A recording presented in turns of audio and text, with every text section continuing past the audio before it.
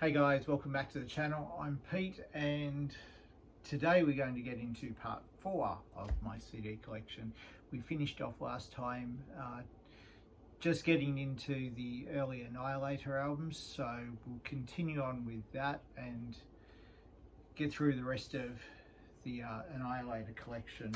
So moving on from Bag of Tricks, we have King of the Kill. This was the first one that featured Jeff Waters on vocals and probably the last Annihilator album, if I can learn to speak, that I'm super familiar with, that I know really well. I kind of just went into completionist mode with Annihilator after that, and I've got most of the albums which we'll go through, but yeah, I need to listen to them. So I think over the weekend I'm just going to splurge on Annihilator stuff. After that we have In Command, live from 89-90. I think it's Coburn Farr doing all the vocals on that, although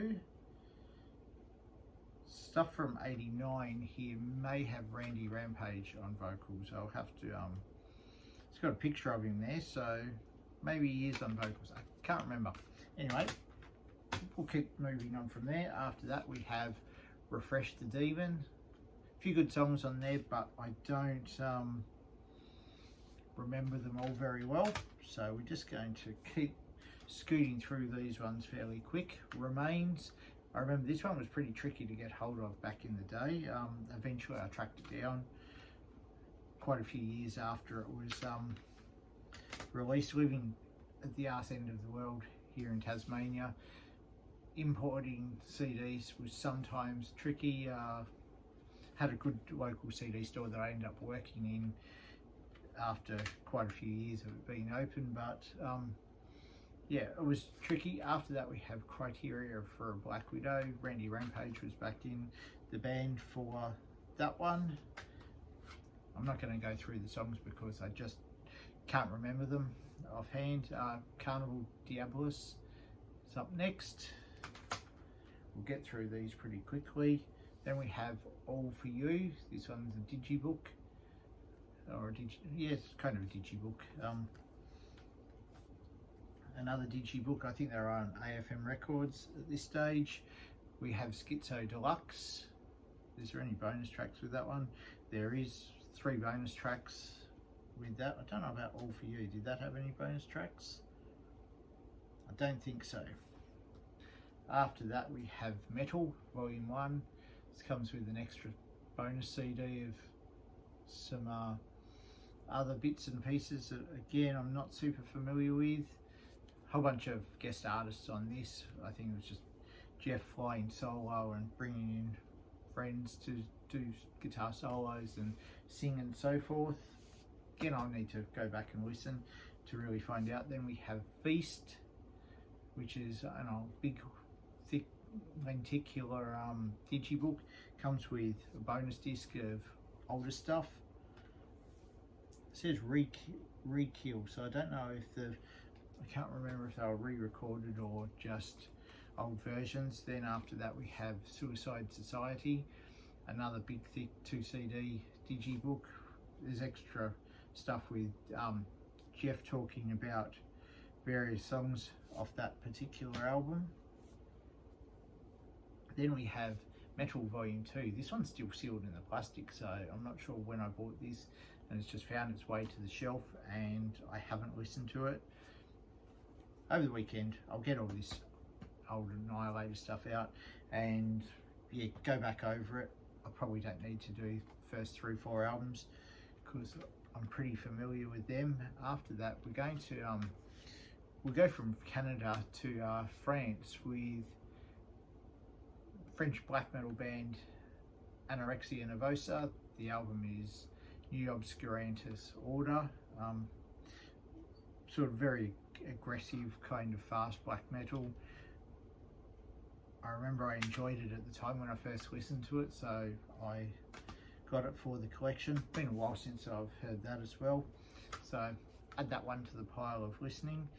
Then we're into Anthrax, so we're going back across the pond to New York with one of their finest thrash metal bands. First album, I need to listen to this, and I've been thinking that for the last few months, just so I can be super familiar with the tracks on there, or re-familiarise with the tracks on there. Good album. Neil Turpin is the only album with the band. And then we have the introduction of Joey Belladonna with the Armed and Dangerous EP. Couple of live tracks there. Good stuff. Moving right along. Spreading the Disease, one of my favourite Anthrax albums, probably between this and Among the Living, depending on the day. Some great tracks like Gung Ho, Medusa, Madhouse, AIR, Lone Justice, all classics. Then we have Among the Living. I've been listening to this one quite a bit lately, so yeah, taking me back to the 80s when I was blasting a lot of Anthrax. Then we have the I'm the Man EP, comes with a few live songs, a live version of I'm the Man, Sabbath Bloody Sabbath cover. Cool EP. Sort of probably, were they the first to do that rap metal crossover? I'm not sure if this might have been the very first one that did it. I know they've probably got more recognition for Bring the Noise with Public Enemy, but yeah, that's early stuff, especially for that kind of, I guess, rap metal, if you want to call it that.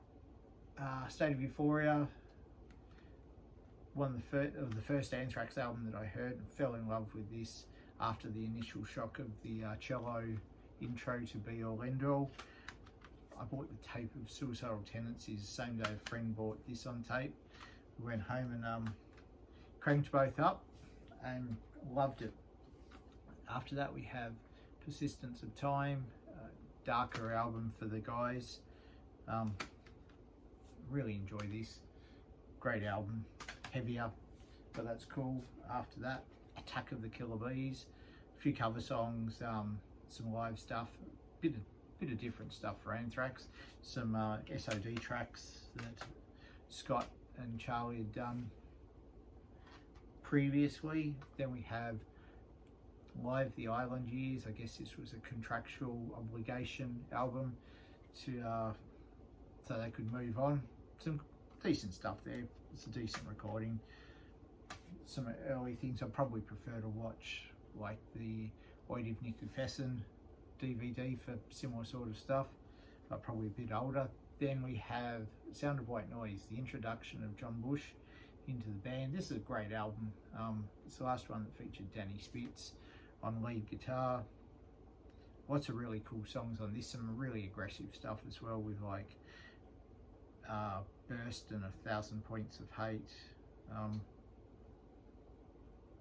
There's one other one. Maybe High Pro Glow is pretty aggressive as well. I really love that album. Sort of getting into a bit more grungy kind of scene, or production wise anyway. The Black Lodge CD single. This has got the Cowboy song on Love Her All I Can, a Thin Lizzy and Kiss cover track, as well as a few different remixes of Black Lodge. Great just for those two cover songs actually. After that we have Stomp 442. I think from memory Dime did a few solos on this one. I don't think Anthrax really had a permanent lead guitar player as yet. After I think they fired Danny Spitz, I'm not sure, don't know.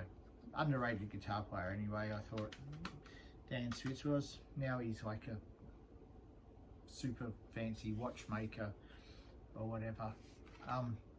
From there we have the Nothing Australasian Tour EP. Some cool cover songs on this. They Do Remember Tomorrow by Iron Maiden and No Time This Time, which is a Police cover, which are both pretty cool, along with a few other songs. After that, Volume 8, The Threat Is Real, one I need to go back and listen to. There's some good songs on there, but I can't point out any in particular that I particularly love. Then we have the Taking the Music Back EP, a few extra songs and some video clips, only like 4 track, but That's not too bad. Then we have, what is this? We've Come For You All. Had a brain fart there.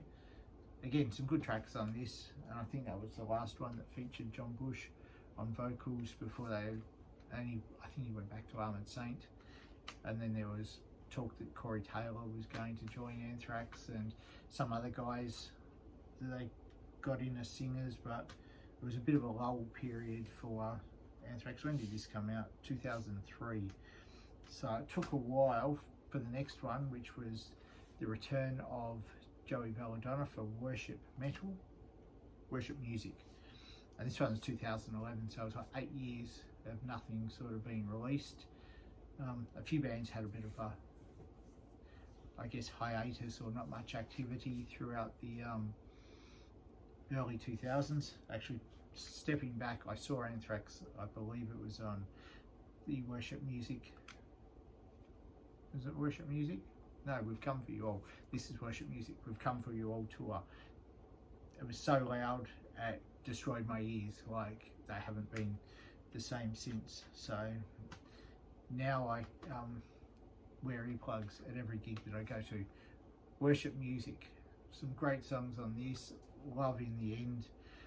Get goosebumps every time I listen to it, with as a tribute to Ronnie James Dio and Dime. And then finally we have Anthems, which is an EP of like 6 or 8 songs, bunch of covers on there. And that's a pretty cool little thing. That's just sort of me being a bit completionist. It's not something I've listened to a huge amount, but cool EP. Anyway, if you made it this far, thanks for watching. That's the end of part 4. I'm going to go back over the weekend and listen to a bunch of these CDs just to put them back, refresh my memory of what they're like. So if you've made it this far, thanks for watching. Take it easy. Feel free to like, comment, subscribe, all of that good stuff, and I will see you in the next one. Until then, I am out.